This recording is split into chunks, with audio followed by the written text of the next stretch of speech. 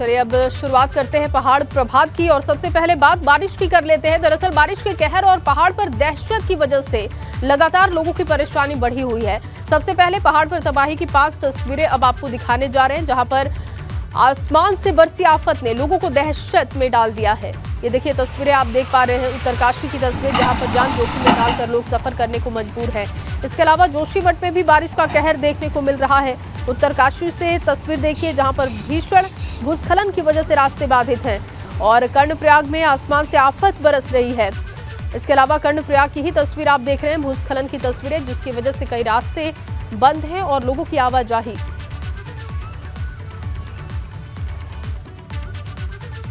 और वहीं कर्णप्रयाग में बारिश से भारी तबाही मची है। कपीरी पट्टी के कमोली गांव में भूस्खलन हुआ है, जिसकी चपेट में गौशाला के भी आने की खबर है और 3 मवेशी मलबे में दब गए। एक मवेशी को ग्रामीणों ने मलबे से सुरक्षित बाहर निकाला, तो वहीं कई पैदल और सड़क मार्ग पूरी तरीके से क्षतिग्रस्त हो गए। एक गौशाला के जमींदोज होने की खबर है। 3 मवेशी मलबे में दब गए, कई पैदल और सड़क मार्ग जो कि बाधित हो चुके हैं। तस्वीरें आपको दिखा रहे हैं, कर्णप्रयाग में भारी बारिश से तबाही। बड़ी खबर लगातार, कर्णप्रयाग में बारिश से भारी तबाही हुई है। कमोली गांव में लैंडस्लाइड हुआ है। और अगली खबर उत्तरकाशी से, जहां 13 घंटे के बाद खुला गंगोत्री नेशनल हाईवे। सूखी टॉप के पास गंगोत्री नेशनल हाईवे खोला जा चुका है और लैंडस्लाइड से सूखी टॉप के पास का रास्ता बंद हुआ था। सूखी टॉप नाले में आया था उफान, जिसकी वजह से मलबा आने के बाद ये रास्ता बंद हुआ था, लेकिन अब इस रास्ते को खोल दिया गया है। लोग आवाजाही कर सकते हैं वहां पर, जिसकी तस्वीरें आप देख पा रहे हैं। सूखी टॉप के पास लैंडस्लाइड होने की वजह से रास्ता बंद हुआ था, लेकिन 13 घंटे के बाद गंगोत्री नेशनल हाईवे को खोल दिया गया है, जिसकी तस्वीरें भी हम आपको दिखा रहे हैं। ताजा अपडेट आपको दे रहे हैं कि 13 घंटे के बाद इस नेशनल हाईवे को खोला गया है। मलबा आने की वजह से ये रास्ता बंद हुआ था। सूखी टॉप के पास लैंडस्लाइड से रास्ता हुआ था बंद, लेकिन अब इस रास्ते को बहाल किया जा चुका है। और वहीं उत्तरकाशी में बारिश ने जबरदस्त कहर बरपाया है। गंगोत्री नेशनल हाईवे भले ही सूखी टॉप के पास खुल चुका हो, लेकिन अभी भी 5 अन्य जगहों पर गंगोत्री नेशनल हाईवे बंद है। गंगोत्री नेशनल हाईवे बंदरकोट, नैताला में मलबा और दलदल आने की वजह से ये बंद पड़ा हुआ है। इसके अलावा मनेरी, सिलकुरी और ओंगी में भी नेशनल हाईवे बाधित है। 5 जगहों पर भारी मात्रा में बोल्डर और मलबा आ गया है। हालांकि जेसीबी मशीन से हाईवे को खोलने का काम जारी है, लेकिन अभी भी देखिए जो सूखी टॉप के पास गंगोत्री नेशनल हाईवे है, उसे भले ही खोला जा चुका हो, लेकिन 5 जगहों पर अभी भी उत्तरकाशी में नेशनल हाईवे बंद है। कहां कहां पर ये रास्ते बंद है, उसकी जानकारी हम आपको दे रहे हैं। पहाड़ी से मलबा और बोल्डर आने के बाद ये हाईवे बाधित हुए हैं। अगर इस रास्ते से आपको गुजरना है तो फिर आप सतर्क हो जाइए, क्योंकि आपको परेशानी का सामना करना पड़ सकता है। ये देखिए 2 तस्वीरें आपको दिखा रहे हैं। सूखी टॉप में गंगोत्री हाईवे जो खुल चुका है, आवाजाही बहाल कर दी गई है, उसकी तस्वीर आप देख रहे हैं। लेकिन अभी भी 5 जगहों पर उत्तरकाशी में नेशनल हाईवे बाधित है और शहर के हालात भी आप देख रहे हैं। हर जगह पानी ही पानी दिखाई दे रहा है। बंदरकोट, नैताल, ये तमाम वो जगह हैं जहां पर रास्ते अभी फिलहाल बंद हैं। और वहीं उत्तरकाशी में बारिश से हालात बेहद खराब हो चुके हैं। 2 हफ्ते के बाद कई राष्ट्रीय राजमार्ग और लिंक रोड बंद है। 80 गंगा घाटी में पैदल रास्तों की हालत खराब हो चुकी है। लोगों को आने जाने के लिए मुश्किलों का सामना करना पड़ता है। कहीं लोग क्षतिग्रस्त पैदल रास्तों से सफर करते हैं, तो कहीं ट्रॉली से जोखिम भरा सफर करने को मजबूर है। कई जगहों पर भूस्खलन हो रहा है। अब तक जनपद में 21 ग्रामीण लिंक मोटर मार्ग जो कि बंद हो चुके हैं, जहां पिछले 2 हफ्ते से आवाजाही पूरी तरीके से ठप है। तो मौसम विभाग का पूर्वानुमान है कि आने वाले 2 से 3 दिनों तक आपको राहत जरूर हो सकती है। भारी बारिश से राहत मिल सकती है, लेकिन अभी भी पहाड़ों की स्थिति क्या है, रास्तों की आवाजाही क्या है, ये सब आप इन तस्वीरों में देख सकते हैं। और अगली बड़ी खबर जोशीमठ से, जहां बद्रीनाथ हाईवे बहाल कर दिया गया है। ये बड़ी खबर मिल रही है। बद्रीनाथ हाईवे देर रात से बंद था और बैनाकुली और पागल नाला में भारी सैलाब आया था, जिसकी वजह से ये रास्ते बंद हुए थे और इसके बाद आवाजाही पूरी तरीके से ठप हो गई थी। लेकिन अब इस रास्ते को खोला गया है। बैनाकुली और पागल नाला में सड़क पर मलबा आ गया था। नाले से सड़क पर मलबा आया था, जिसकी वजह से ये रास्ता बंद हुआ था। लेकिन देर रात से जो रास्ते बंद थे, उन्हें अब खोल दिया गया है, यानी कि बद्रीनाथ हाईवे को जोशीमठ में बहाल किया गया। और अब खबर चंपावत से, जहां टनकपुर चंपावत नेशनल हाईवे पर स्वाला के पास पहाड़ी से मलबा आ चुका है, जिसके बाद यातायात पूरी तरीके से ठप है। जेसीबी मशीनों के जरिए हाईवे को खोलने का काम हो रहा है, लेकिन पहाड़ी से रुक रुक कर पत्थर गिर रहे हैं, जिसकी वजह से हाईवे खोलने के काम में दिक्कत का सामना करना पड़ रहा है। ये देखिए तस्वीरें आपको दिखा रहे हैं, पहाड़ से एक तरफ मलबा लगातार गिर रहा है, दूसरी तरफ जो रास्ते बंद है उसको बीआरओ की टीमें खोलने में भी लगी हुई है। आगे बढ़ेंगे और कर्णप्रयाग की बात कर लेते हैं। देखिए कर्णप्रयाग में लंगासू के पास बद्रीनाथ हाईवे बंद हो चुका था, जिसके बाद अब बद्रीनाथ हाईवे को बहाल कर दिया गया है। भारी बारिश के चलते नेशनल हाईवे पर यातायात पूरी तरीके से ठप थी और वहीं सिमली और कर्णप्रयाग नौटी मोटर मार्ग भी बाधित है। नलगांव और हरमनी में भी पहाड़ी से भारी मलबा आ चुका है, जिसकी वजह से कर्णप्रयाग ग्वालदम नेशनल हाईवे बाधित हो गया है। ये बड़ी खबर आपको दे रहे हैं और देखिए ये तस्वीरें भी आप देख रहे हैं, कर्णप्रयाग में भारी बारिश से हालात खराब हैं और यहाँ पर पहाड़ी से मलबा आने की वजह से हाईवे बाधित है। और एक और बड़ी खबर कर्णप्रयाग से है, जहां कर्णप्रयाग में बारिश का कहर देखने को मिला। बद्रीनाथ हाईवे पर मलबे की चपेट में गाड़ियां आ गई, गाड़ियों को भारी नुकसान पहुंचा, इस बात की जानकारी मिल रही है। 2 गाड़ियों को भारी नुकसान पहुंचा है। कर्णप्रयाग में बारिश का कहर देखने को मिला और कर्णप्रयाग की ये तस्वीरें आप देख रहे हैं, जहां पर बद्रीनाथ हाईवे पर गाड़ियों पर मलबा गिर गया, जिस वजह से 2 गाड़ियों को भारी नुकसान पहुंचा है।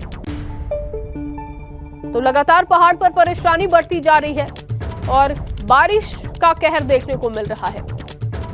एक तरफ जहां रास्ते लगातार बंद हो रहे हैं, वहीं पर दूसरी तरफ जो लोग सफर कर रहे हैं उनके लिए कितना जोखिम भरा है इस वक्त, वो आप देख सकते हैं। 2 गाड़ियों पर मलबा गिरने की वजह से भारी नुकसान पहुंचा है। कर्णप्रयाग में बारिश का कहर लगातार बढ़ता हुआ दिखाई दे रहा है।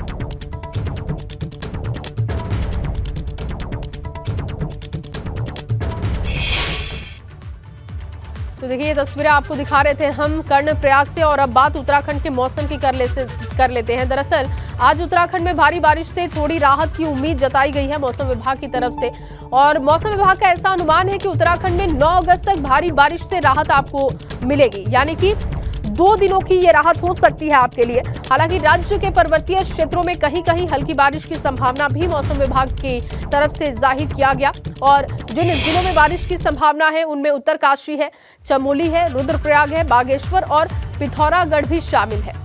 यानी कि थोड़ी राहत आपको मिल सकती है, 2 से 3 दिनों की ये राहत हो सकती है, लेकिन पर्वतीय क्षेत्रों के लिए ये राहत नहीं है, क्योंकि पर्वतीय क्षेत्रों में कई जगहों पर हल्की बारिश हो सकती है। लेकिन भले ही 2 दिन की ये राहत मौसम विभाग की तरफ से जिसका अनुमान लगाया गया है, लेकिन अभी भी कई जगहों पर रास्ते बंद हैं और इसकी वजह से लोगों की परेशानी बढ़ी हुई है। बीआरओ की टीमें जगह जगह पर रास्तों को खोल रही है, लेकिन पहाड़ी से जो मलबा गिर रहा है वो लोगों के लिए भारी परेशानी का सबब बना हुआ है।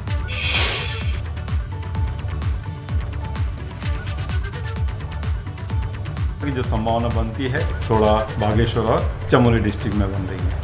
उसके बाद देखेंगे तो जो रेनफॉल एक्टिविटी काफ़ी कम हो जाएगी।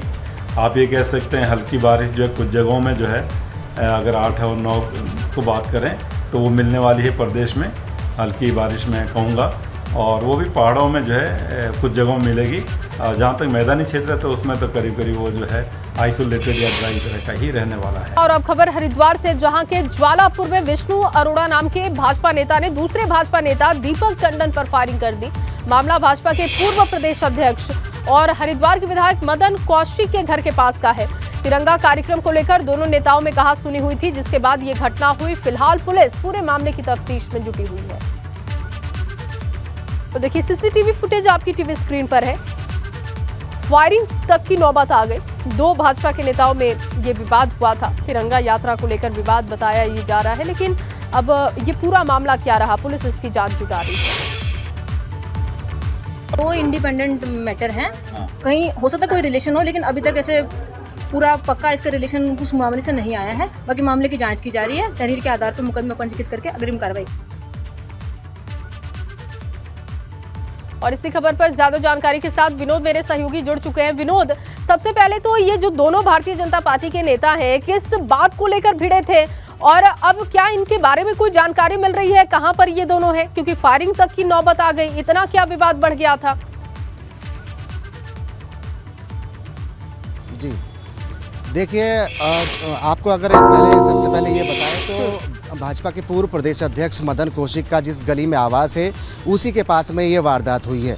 ये भी दोनों भारतीय जनता पार्टी के कार्यकर्ता हैं और दोनों ही गुट मदन कौशिक के संपर्क में हैं।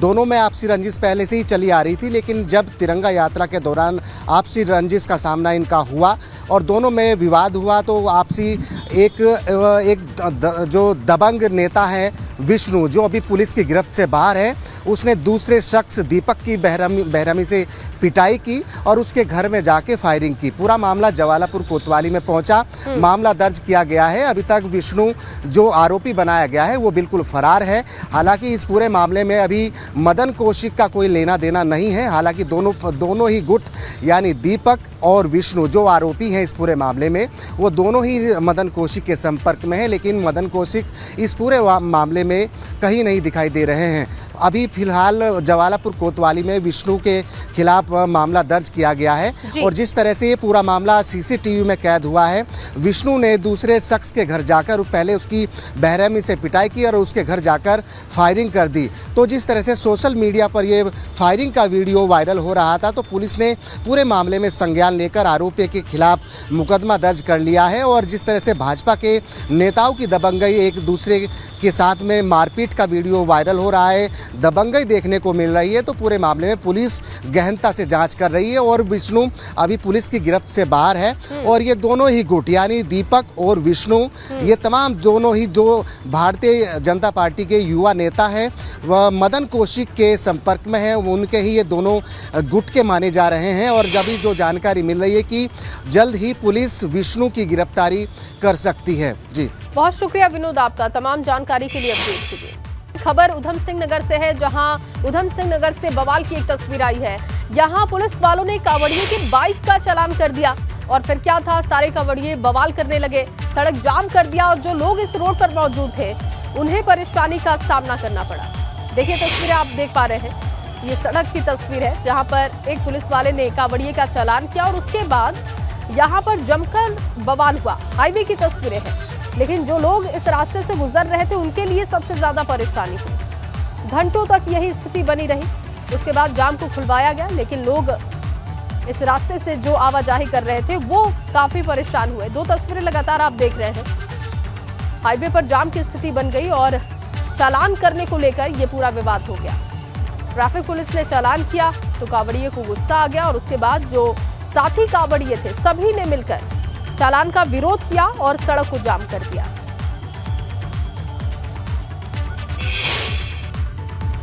और चलिए इस बीच आपको एक बड़ी खबर दे दें, सीएम धामी के दिल्ली दौरे का आज दूसरा दिन है और आज नीति आयोग की बैठक में वो हिस्सा लेने वाले हैं।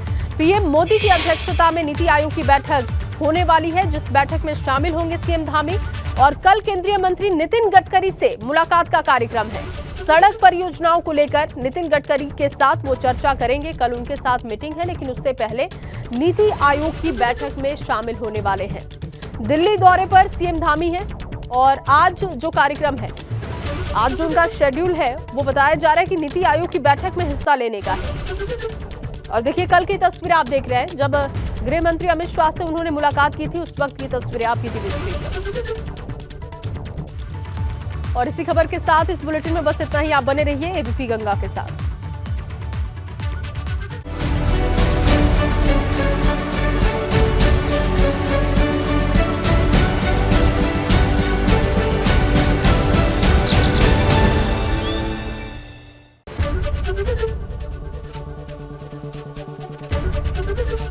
एबीपी गंगा, खबर आपकी, जुबान आपकी।